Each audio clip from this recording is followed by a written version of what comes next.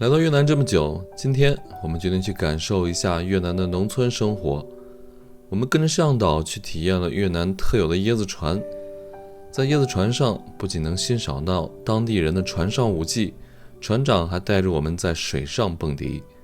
之后，我们在大雨中进行了一场田园自行车之旅。虽然在大雨中很狼狈，但欣赏到越南的田园风光也不虚此行。完成了自行车之旅，我们在越南的向导家体验了越南农村的耕种、稻田、抓鱼。最后，狒狒还跟着美丽的女主人做了越南菜。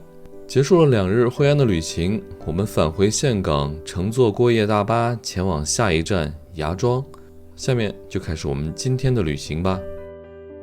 今天是我们在惠安的第2天了。大清早呢，我们坐上了这个车，现在我们要去参加惠安这边一个农村一日游。我跟狒狒2个人，可是今天天气不太好，又下雨了，有点雨还挺大的。不知道我们一会儿去农村那个路怎么样，别把我掉到水稻田里去了。我们现在路过惠安的一个小市场，还挺热闹的。可惜啊，这个雨有点大，不知道我们今天这个旅程能不能顺利。这里面有好大一个像农贸市场那种的，蔬菜水果啥都有。我们今天去那个活动呢，是要去村里面去骑自行车、骑水牛和徒步的。这种天气，我们还要体验一个这边特色的簸箕船，但现在在下雨。这是我们的团友，然后我们今天一共5个人，加上一个导游6个人，还有一个 baby。你没3小朋友，我们是5个大人，加一个小朋友，小朋友可能就2岁左右。然后呢，还有导游。我们这个车现在坐了1、2、3、4、5、6、7、8个。这是7座车，但是加了个小朋友，我们现在坐了8个人。对。我们的第1站呢，好像要去那个渔村去划簸箕船。骑那个簸箕船是我来惠安最期待的一个项目啊。但是呢，我不知道这个下着雨，一会儿怎么玩。我这会儿机智的也把我的手机防水袋带上了。这个是给我们发的雨衣，我们一会儿就穿上这个玩，就感觉还行，还可以，凑合能用。我们现在已经来到了要坐这个簸箕船的起点的位置，是一个小渔村。看看这会儿的雨，好像比刚刚更大了。下面的这种啊，就是越南很特色的簸箕船，因为它是个圆的、浅浅的。我们等一下呢就要玩这个船，好像还是全是雨这会儿。这个船呢，我看英文的翻译过来就说它是用竹子编的，但实际上什么材质呢？一会儿我们可以问一下导游。挺好吃的这个，好像椰子做的跟糖混合的东西。有点像把那个椰肉给晒干了，然后在上面撒了很多甜甜的调料。终于可以戴上越南特色的。OK。哎，我这个帽子老掉。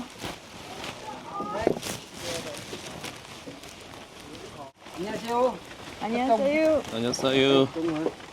中国。啊，哇，我们现在已经坐上这个篮子船了。对，现在穿的跟个越南女生一样，挺好。今天这个奇妙的经历啊，下着大雨，我们玩这个船。我们撞船了，吓死我了。这个船真的是竹子编的，因为它的英文就翻译过来就是那个 basket 的，就竹篮船。帆布。对，竹篮船。对。但是我没有想着它真的是竹子编的，可能是当地的一种木头吧。但这个是竹子。是竹子，应该是竹子。但是他们又说这个是椰子船，可能是造型比较像椰子吧。对。大家看一下，这像椰子吗？导游问一下 Tony。椰子壳。哇！刚我们出发前，导游还跟我们说了一下，中间可能要一直在不停的转，问我们能不能接受得了。因为天气不好啊，今天人很少。平时呢，划这个船特别多，很壮观的。对。就这些船同时从这个窄窄的水道里出去。对。特漂亮，我之前看过照片。但今天呢，好像就我们5、6个游客。没有人冒这么大雨来玩这个。对，因为我们没办法，在那边只待1天的时间，只能今天玩完就闪人。我感觉那个船都快翻了。对。因为我说为什么容易翻哈？这个船本来太轻了，刚才那个导游跟我们说，我们一定要靠中间坐，不能靠边，靠边就特别容易翻掉。我们这个船夫大哥好快乐呀。嗯，你千万不要靠边儿，靠边儿就翻。哦。所以咱们3个现在是完全是平衡的，对我在中间，你在最左侧，对，然后船夫大哥在最右侧。是。我们这趟船呢要划40到45分钟，这个大哥一直帮我们划。据说还给小费，不给小费的话可能会不高兴。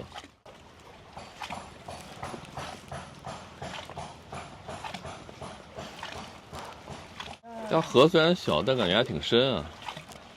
哦，那个地方太有感觉了，我们马上要进那片，他们把这片叫椰林竹篮船漂流。哦，你看前面，我们马上就要进入一片丛林中了。椰林啊。嗯。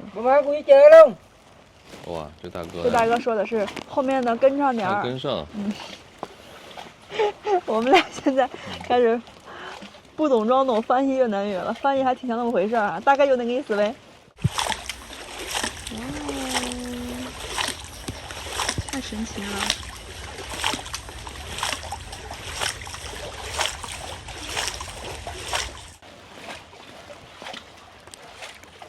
嗨，你们是哪里的？马来西亚。我刚听你们在说中文。我刚听到你们说中文了，好开心！你们是华人哦。加油！加油！加油！哎，我们3个船为什么要在一起啊？因为暖和呀，挤在一起安全。好吧。感觉我们这个船叛逃了，脱离刚刚我们自己那个小团体了。对。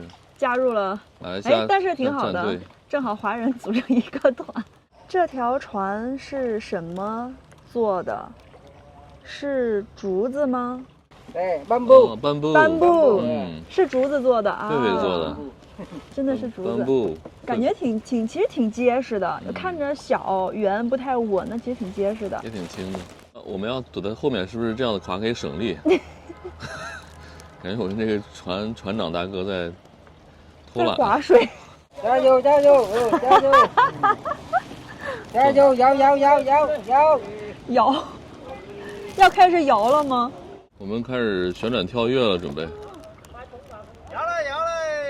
摇了！要摇了！摇了！天哪，好害怕呀！怎么摇？让别人先摇，我们先看看啊，是这样子摇啊，这样子摇还凑合能接受是吧？但这个也很恐怖啊！这个船这么小，天哪！怎么突然嗨起来了？哎呀！哦天哪，中文歌！哦。这个大哥要在中间表演，然后我们现在围成一个圈儿看他表演。哇，配乐有点魔幻。哎呦，太牛逼了！哇，牛逼啊！这个好厉害！这个船不会翻吗？这样子。创业了啊！加油！这是我们的麦在这边的，好厉害！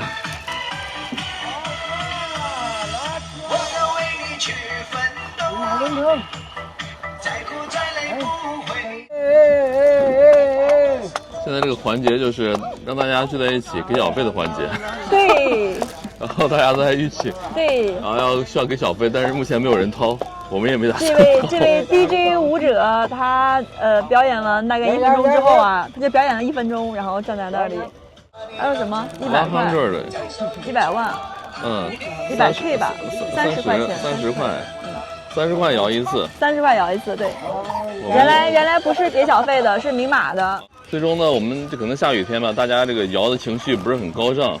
现在我们的簸箕船正在返回中，我们今天来了一些人啊，大家好像都不太敢去上那个，主要是下雨不太方便，会打湿的。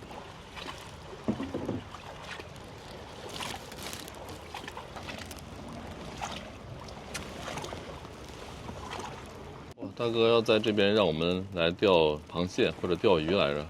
哦，那个是个饵。对，一个肉。看就把什么引诱出来。是吗？会有吗？有啊。哎，我看到地上好像有一个，那个不知道是什么。呀！啊，小螃蟹啊，这么小哇！哇，螃蟹，螃蟹！你好厉害 ，Great！ 螃蟹。这个雨越来越大呀。不知道一会儿的 bicycle ride 怎么样？但是我觉得越南人戴的这个帽子啊，很好，很给力，很给力。它这个帽檐儿非常大，对，下雨的时候雨完全不会打到，就前胸这块都挡住了，还有后背，然后有太阳的时候也很遮阳啊。对，它在勾引螃蟹，但螃蟹不为所动。那个叫吸引啊，我看到了。哇，它在夹啊！他把那个肉吃掉了。OK， 让你弄的。来提。哎呀，失败了。它 too big， 它太大了，你知道吗？It's too big, too heavy。哇，螃蟹去吃饵了。已经出来3个了。对，都闻到味儿了。出来3个螃蟹了，加油！哇，大哥还是牛逼啊！一下扔他嘴里了。对。大哥准备上手去抓了，看样子是。今天这个 KPI 是必须完成的，不管什么方式。We got one， small one。我们现在准备往回走了，这雨越来越大，然后大哥在奋力的划桨。你看冲锋的，雨越来越大了。来了好多游客啊！对，这不韩国的团啊，这边韩国人特别多。这会儿感觉有人了，哇！这些渔民们都开始蓄势待发。到了，终于可以上路了。大哥说，今天我们的午餐就是钓上来的东西。好吧，好丰盛啊！这就是我们中午的午餐。岸上那一个就是我们的导游，叫托尼老师，又是个托尼老师。终于可以上岸了，太难了。终于上岸了。哇！哎呀妈呀，这是韩国人吗？一来就这么嗨。欧巴。怎么还有这个环节？哇！哇！我的摄像机都转晕了。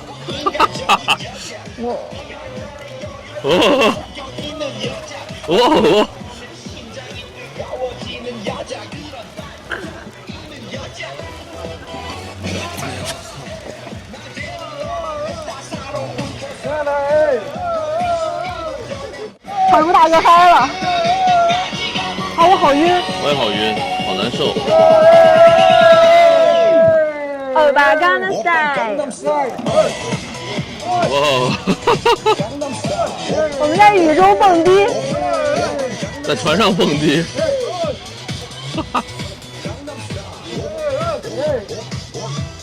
我们的蹦迪之旅结束了。我们的船夫大哥前面都好腼腆，怎么这个音乐响起之后突然嗨起来了？这就是我们的第2程旅行，就要骑自行车去那个乡间徒步。天哪，这个有点高难度啊，因为今天是雨太大了。我们的自行车要出发了，文涛差点滑倒了，这会儿雨超大，不好骑啊，下雨天的。对啊，他们是不是回去了？啊，雨好大呀！我现在在一边骑车一边拍视频，这个雨全打到我脸上了。我们不知道还要骑多久，我们今天要骑车去惠安的乡下，我们要去一个农村玩，我也不知道有多远，刚导游也没说清，我们现在就奋力的跟着他，他不见了。这雨天实在太难骑了，我们的团队步履艰难啊，非得在那边骑车，骑得好痛苦。哇，3个女生骑车都骑得好痛苦。这尾终于过来，感觉好艰难。你还打着伞骑？因为我刚才雨衣不行，风一吹啊，你看裤子全湿了。这里是越南惠安乡下的水稻田，这边还正在播种啊。因为越南惠安这里是1年3熟的，所以呢上一茬刚刚收获，他们现在在进行下一季水稻的播种啊。这会儿雨太大了，我们的导游已经看不见了，我这个雨衣一点用都没有，骑起来呢风吹起来这个裤子全都湿掉了。咱就是说今天这个自行车真的是非骑不可吗？哎呀，文涛真是一定要骑，我觉得这个项目可以放弃掉，我们直接等着中午吃晚饭、吃午饭那个环节就好了。嗨，我们已经骑了半个小时了，这会儿还在路上，雨稍微小了一点点，但是区别也不大。给大家看一下，其实沿途的风景还是很美的，要是晴天来应该很漂亮。这儿就是越南的农村了。惠安这里的河网密布，水非常多。我们刚过来啊，大大小小的河流啊、池塘啊特别多。我们的向导在问我们要不要骑水牛。 No， See we do first and we see. Okay, come. OK， 这个以后我就不骑了。香港的姐姐骑，我们看一下吧。对，因为现在雨很大，那个水牛身上有好多的泥巴。如果我们今天晚上住酒店的话，我们就可以骑。对但是今晚我们要坐那个 Sleeping Mars 去芽庄，要坐过夜巴士。所以我们身上不能太脏，不然那个车到时候会很难受。坐车的时候。哦，可以坐水牛拍照。骑水牛。哇，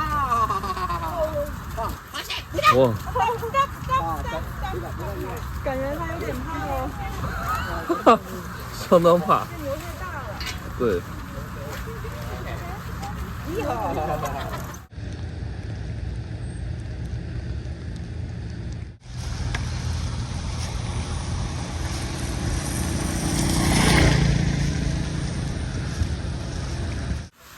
我们终于到我们的向导家里面了，准备吃午饭。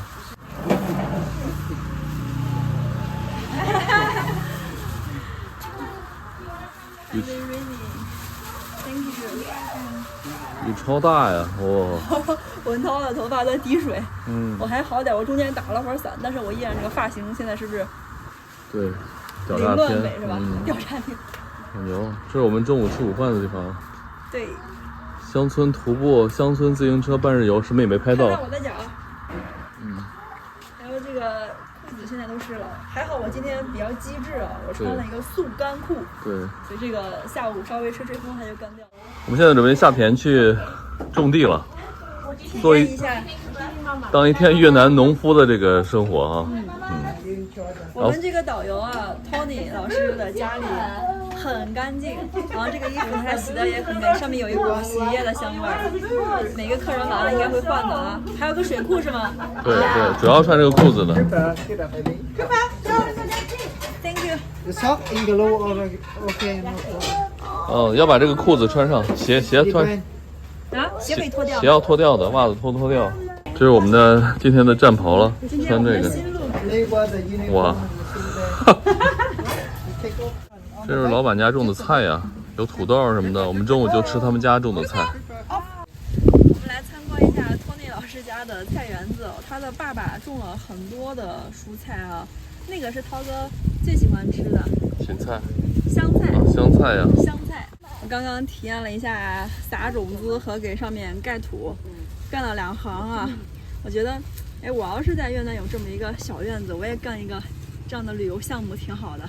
我一边赚着钱，一边还有人游客帮忙给我把活儿就干了。开个玩笑哈，实际上我觉得我们干这些活儿，大概率人家可能给我返工或者怎样的。这是我们今天抓鱼的工具哦。哇，一人发一手套。Wow, this is 我就不抓了。 Go fishing. Yeah, now go fishing. I'm taking videos. 我们准备要开始捉鱼了，就在这个老板家的鱼塘里面，这有点危险啊，这个。哇哦，酷！这么容易吗？嗯，你抓就不容易了，我能不能看？捉一下吧，来都来了。我想看别人怎么抓先。好，一个一个来 ，one by one。 When you grow up, What's mama 呀？What's mama？ when you 7, maybe 6, you can do. Too little。这不是跟我们在家棒梯田捉鱼一样的吗？先把鱼放到这个小这块小地里面，然后捉好了再放回稻田里面。 And you move inside. 啊，进去吧，狒狒，让你 move inside 的呢。 No。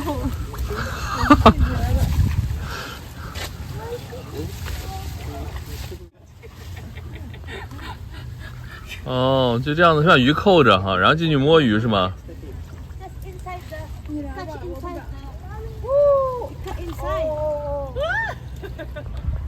哇，就这样子，在里面摸鱼。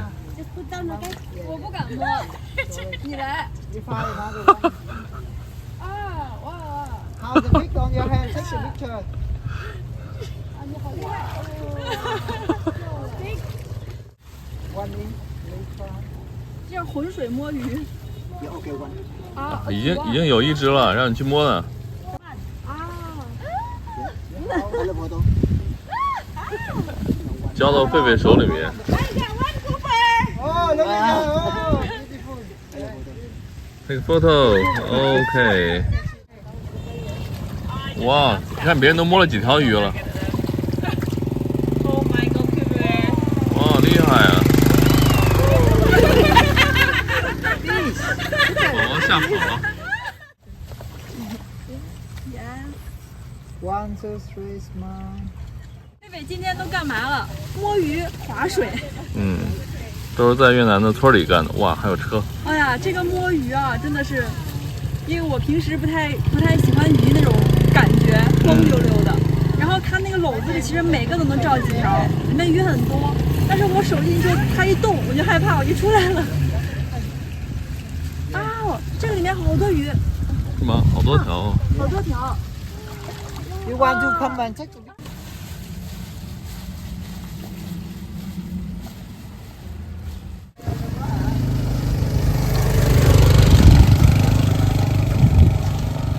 我们已经结束今天抓鱼之旅和种田之旅了，其实大概就半小时就结束了。你还想干一整天农活吗？是，我觉得那个鱼好像就被禁锢在一个地方，让大家抓一抓，然后回去再放到田地里面去。体验一下。对。妈，你这身衣服挺漂亮的，就这个紫色的这个很时尚是吧？紫灰色的这个。找老板买一套穿走。我们可以坐在这儿，然后戴上围裙。今天我们要体验在越南的农村做当地的美食，烹饪课吧算是。 And then save, yes. And now we're starting to cook. The first, for the cooking today, we make the papaya salad, fresh spring roll, fried spring roll, and pancake bánh xèo. And so the a little bit late now, so I prepare for the vegetable for you already. Okay. Okay. So the first, this is the on your cutting board. You have the tomato, chili, lemongrass, and the toothpick. So we cut decoration. So look, look. 辣椒、西红柿，还有这个就特别像那个柠檬味道，你闻一下。哦，真的是柠檬杆吧，像是。对。 Here. For this one can move. Look like you cut V. 哦，啊 ，like this。天鹅吧。天鹅。沙拉。 Fresh spring roll and pancake. And this is the fried spring roll. 啊。 And this one I will. 这个是用来做沙拉的，然后这个是用来做油炸春卷的。对。然后这两个是用来，就这个虾和猪的混合是用来做新鲜的春卷。哦，好复杂呀。给点馅儿是吧？嗯。这个是已经打成沫儿的这个猪肉，肉末，然后这个是片儿，肉片儿，这是鱼露。哦。 越南人吃饭啊，一定离不开的就是鱼露和柠檬草。对，这个是一定会有的，只有这两个会放。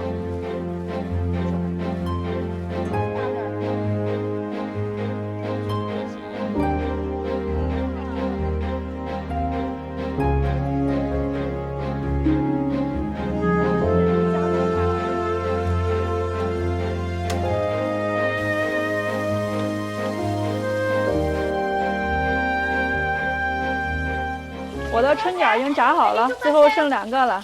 老板娘收工，现在我来做下一道，炒一下这个虾。炒虾。哇哇哦！哦！我们的下一项工作就是摊煎饼。摊煎饼。我们陕西话就是摊煎饼，他们这边叫 pancake。然后拿这个小的平底锅去做。这个里面呢，主要是那个米糊，然后放了一些。 蛋液，对，蛋液好像还有小葱什么的，还放了一点调料，有调料的。 Let Yeah. 哇哦！好了，我们今天中午的饭已经基本上 OK 了。这个就是我们的炸春卷，然后这个是煎饼，里面都是肉和豆芽，然后这个生菜、小葱，还有这里边的这个萝卜，对，这些是用来卷那种新鲜的那个，就是 fresh 那个春卷的。哦，对，我们有一份是炸春卷，一份是对鲜春卷，对，这些是它的配菜。另外呢，还有一份沙拉，沙拉就是白萝卜、红萝卜，还有洋葱，然后放了一点这个花生，还有油炸的洋葱碎。对，另外就是老板说是这个你们可以倒进去一块拌，结果这个我们是没有任何爱吃的。这个是薄荷，对，薄荷、香茅草，还有这个香菜。其实我是挺喜欢吃香菜，文涛不吃。然后把这个拌一下，我们就可以吃了。这个可以掰碎放沙拉里面，也可以一点就着吃。这个是拌进去的，就这样子，先把它弄成半圆，然后弄成这样子。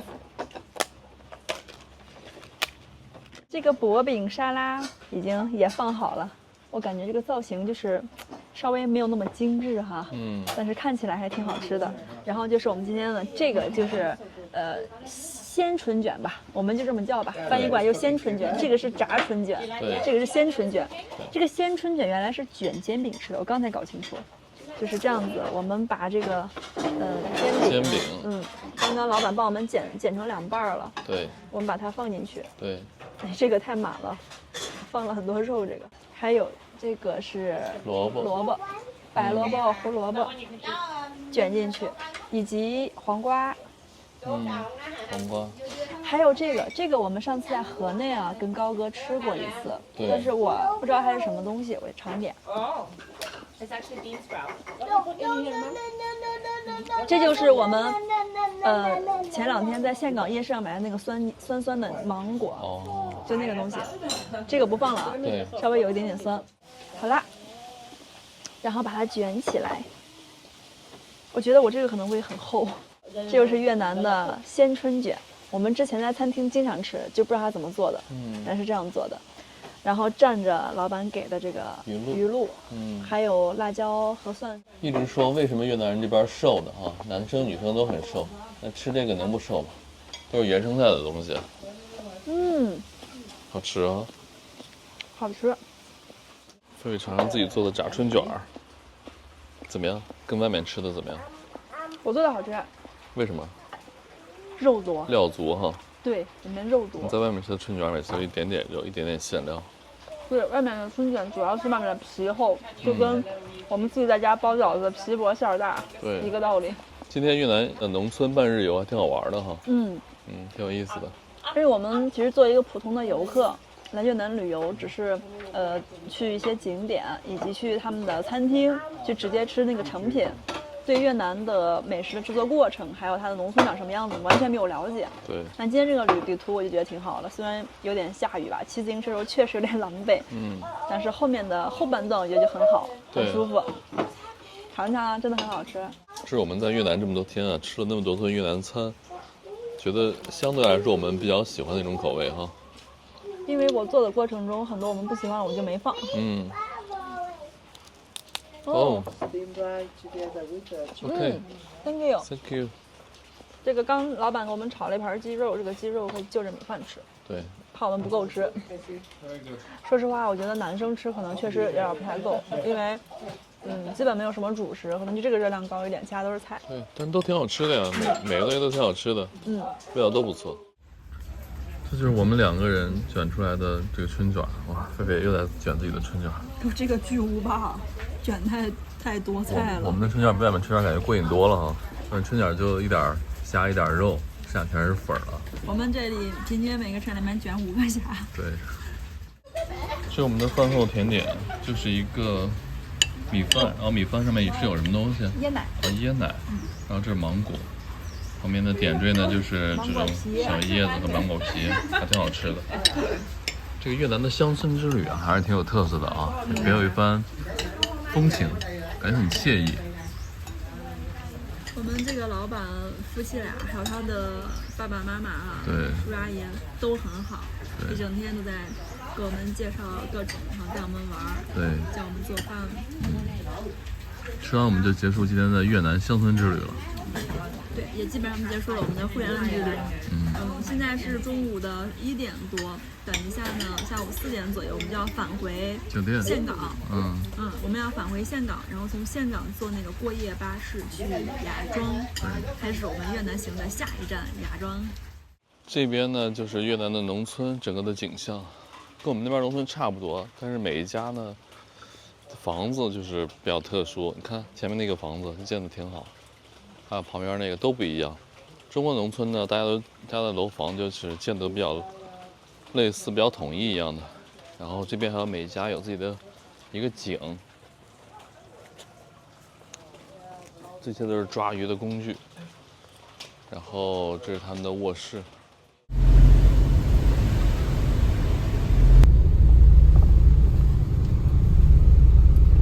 大家好，我是狒狒，我们正在背包环游东南亚。今天从惠安回岘港，我们还是叫了这位昨天从岘港送我们来惠安的司机大哥。大哥很准时啊，我们约定的时间来酒店接的我们。哎呦，这个雨，我今天感慨了一天了，惠安这个雨就不带停的。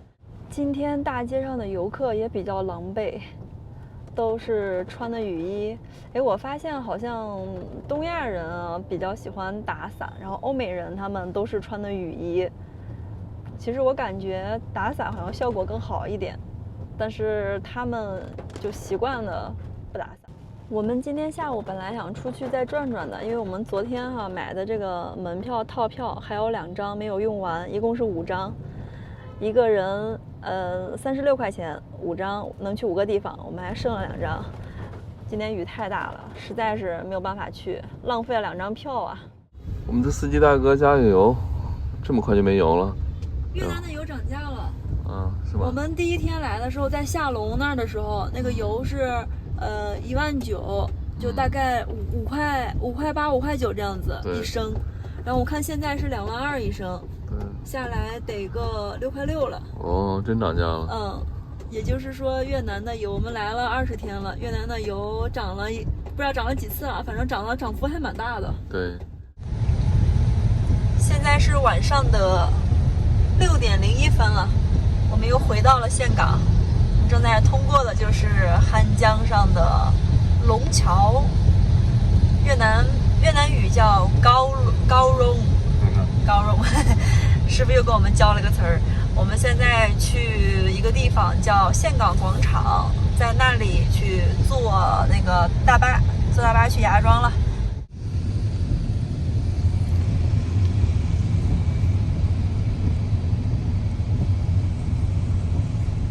现在是晚上的7点10分，我们刚刚坐上了福塔公司的这个摆渡车。其实呢，福塔公司就我们今天从岘港去芽庄的那个大巴的总站，离岘港的市中心还有大概10公里。那为了方便呢，福塔公司就弄了一个这样的小巴，从各个分散的点儿去接人。我们俩是从买票的那个就是福塔的一个分店算是上车的，然后其他人呢，有的人会从酒店上车。我们现在呢，从这个位置出发去坐巴士，我们的车是8点40分会准时发车，到芽庄是明天早上了吧。在越南坐长途巴士，很多公司都有这样的小的摆渡车，这个车大概能坐10来个人，前面坐人，后面就是我们俩的行李。因为今天下雨，我们把这个雨布已经罩上了。刚刚文涛看到旁边的商店有卖绿豆糕的，然后他又受不了，他又想吃那个绿豆糕了。现在是马上8点了哈，我们今天晚上就不吃饭了，也不喝水了，因为那个车上不太方便上厕所。然后明天早上我们到了芽庄之后再吃早饭，我们就买点那个干粮吧，路上带着，买点零食什么的可以啊，就不吃正餐了。我去给文涛买上一个绿豆糕吧，这是我们的候车室，看看这家有没有。外面好像是没有的，这是什么？巧克力。我去里面看看吧。哎，里面还有吃饭的地方，看看哪里有绿豆糕。我找到了，好像是这个。Hello， I want this. How much? 30. 3万9块钱，买到了文涛最喜欢吃的。我们在越南一直都吃这个品牌，叫黄龙绿豆糕。给大家看一下岘港汽车站的候车室，这里有什么好吃的。我刚看到有人在这儿吃饭啊，走过来看，果然这边有菜单，有这个炒面，有粉，它这个粉挺便宜的，3万5，有10块05毛。然后里面还有法棍，有面包。因为这个客运站比较大，很多人是走长路的，比如说从岘港去河内需要13、14个小时，所以呢，大家都是在这儿会买很多干粮带走。这就是我们今天的车，然后这趟车呢就要带着我们从岘港去芽庄。哇，这一排都是福塔的大巴车，好壮观啊！但是我们这个车现在没有开，所以行李放不了，一会儿就从那儿放行李，放完行李就上车了。我和狒狒是应该睡在这个位置了。现在司机好像去吃饭还是休息去了。你看到里面是3层的哈，1、2、3、3、6，2层的。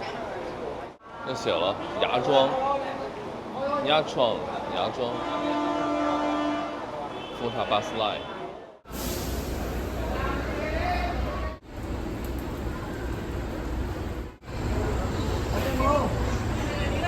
我们的大巴终于来了，刚才文涛已经把我们的行李放到了行李舱哈。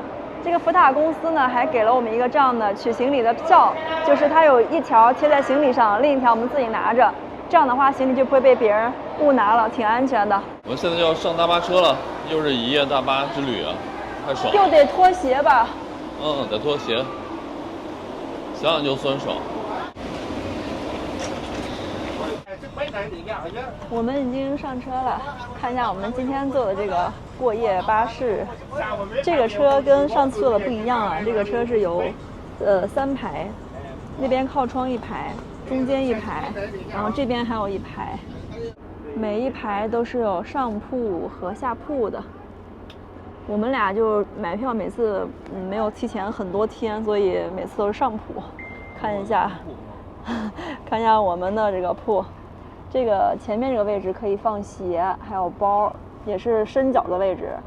然后这个座位其实铺位就跟我们平时坐的那个座位差不多，有个50、60公分左右，一人一个铺啊。然后上面放了一个被子，晚上给我们盖的。哇，挺费劲儿，感觉有点窄，头别磕着了哈。没事，稍微有点窄呀。我们每次发现买这个慢点。我们每次买这个福塔的票，都发现下铺早被人买完了，是吧？对呀，也不知道别人是提前多久买的票。对，我们这次还可以提前3天买的，我们平时都是提前1天才买的，提前3天也没有下铺了。今天呢，我们从岘港到芽庄啊，整个的距离是510公里左右，但是呢，耗时比较久，需要9个到10个小时。现在是8点半，我们8点40准时发车，明天到芽庄应该是6点半左右了。天应该还没亮吧？那会儿。我们这个就是3排，然后到最后呢，它这是个通铺，哇，然后我下面还挺高的。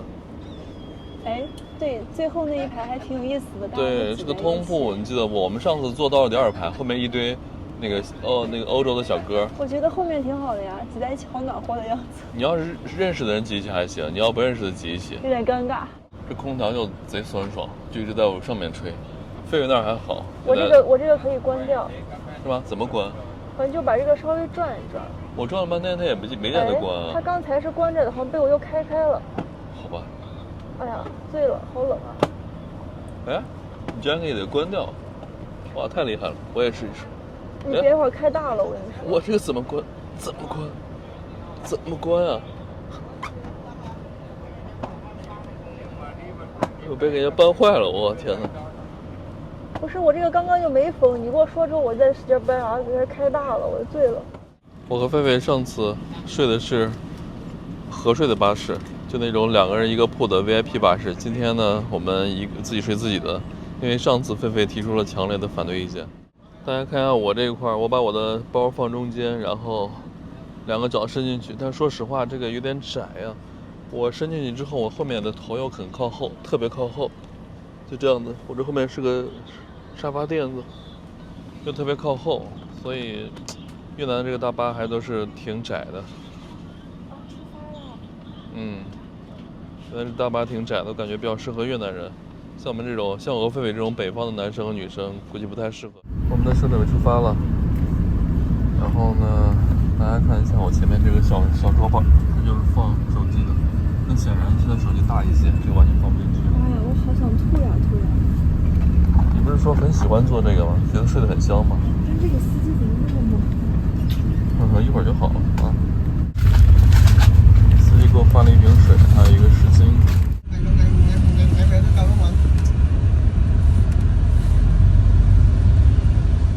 现在已经是早上的快7点钟了，我马上就要到芽庄了。我也不知道醒了没。哦，醒了。今天终于不下雨了，芽庄。因为我们跑了几百公里来躲雨了。500多公里。对。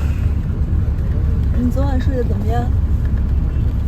感觉这太窄了，这个腿我伸不直。翻不了身。不是翻不了腿，伸不直，好难受哦。凑合能眯一下。哎呀，眯一会儿，睡一会儿，醒会儿，睡一会儿，醒会儿的。哎，我觉得以后啊，要个太高的，比如说1.8米几的男生，睡这个还是要斟酌一下，因为你肯定睡不直的。它这个很窄，腿伸到里面的话，特别的难受。狒狒还可以，像狒狒这种女生还可以。我们好像现在到这个福塔的停车站了，就在芽庄的停车站，马上下车了。哦，因为这边有别的巴士。对，起床了，准备收拾，你看。哦，这里面好大。对，好多巴士站，我们找个地儿吃饭去，饿得不行。取一下行李，我们的行李昨晚在这边放着呢。Thank you。还有另外一个。现在是早上的快要8点了，我们刚刚乘坐福塔公司的摆渡车来到了我们在芽庄的酒店附近。刚才呢，在那个大巴的总站发生了一件让我们俩都很感动的事情哈，就是我们刚刚下那个过夜巴士，过来了一位拉客的司机，他想拉我们坐他的车送我们来酒店，但是呢，其实福塔公司是有这个免费的摆渡车的。然后跟我们从岘港一起过来同车的一位大叔就把我们俩拉走了，告诉我们说不用坐这个车，不用花钱，我们有免费的车可以坐。就因为这个事情呢，那个拉客的司机哈跟这个大叔之间还有点不愉快，他觉得大叔就是阻碍他赚钱了，但大叔人特别好，就跟这个司机就很正直的告诉他说我们3个是一起的，你不要打他们主意怎么样的，特别好。所以我们就坐这个免费的车啊，这会儿已经来到酒店附近了。现在离酒店还有大概走路2分钟吧，100米。司机把我们放到这个大的路口了，我们现在走吧，去酒店看能不能提前入住啊，太早了这会儿。我们刚刚把行李放到酒店了，但是酒店现在还没有收拾出来空的房间，所以我们出来转转啊，吃个早饭。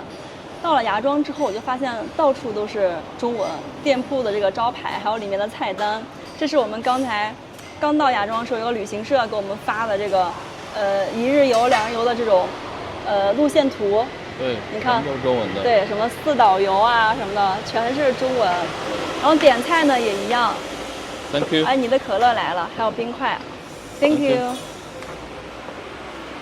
你看，这是我们的菜单，我点的是这个牛肉河粉，它里面有豆芽、香菜什么的，就说得很清楚。还有铁板牛肉什么的。我这个牛肉粉是5.5，16块5毛钱。对。然后文涛点的是这个，也是中文菜单，猪肉法棍。我们的菜现在已经上来了，吃饭喽！而且这边超多的中文的导游哈。看着不错啊，好，给你一会儿也来一个。尝一尝，只要没有柠檬。没有柠檬，我给他说不要柠檬了。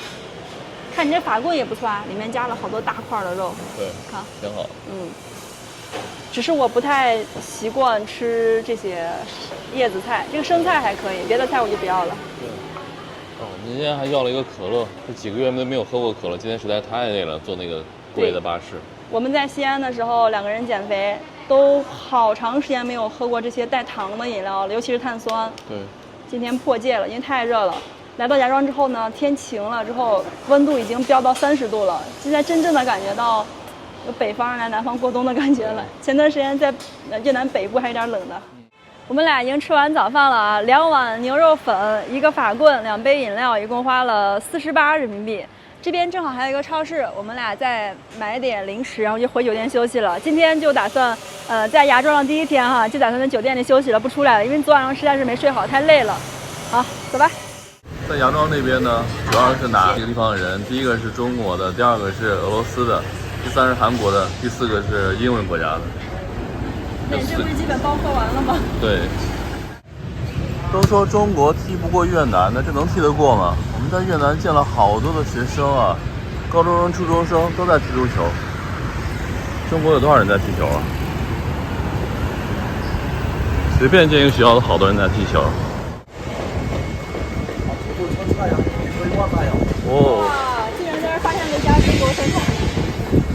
送外卖也可以，这边呢有特价人民币。还可以外卖。哦。老板，你哪儿的人？啊，我们老板从这个四川那边的。四川的，你是越南人？我也是国内过来的。然后这边有特价越南盾，然后跟人民币。哦，厉害了。可以。我看看，麻婆豆腐、土豆丝儿、大白菜，哇，什么都有啊！这边现在中国游客少多了是吧？比以前少很多，只能说现在是新开的嘛。哦。现在比以前少很多。有以前多少？1/3？1/3没有了。哎，这不错呀，涛哥。香肉丝38，然后这些素菜基本都是10几20。啊，一句话跟你说了，素菜12块钱起步，荤菜30几块钱起步，然后每个价位都有。哦，挺好的。然后你们不想出门的送外卖也可以的。川菜馆啊，川湘菜馆。太好了，我们就在这儿住。那很近。太好了。这边的话，像什么韩国、俄罗斯的住比对。对。这就是我们在芽庄住的酒店，外面就是海，从房间就可以看到。这会儿天气有点多云，海不是很蓝了。然后我们的楼顶呢还有健身房和游泳池，这样的一间房啊，在芽庄啊，2天晚上只需要300多块钱，1天就160左右。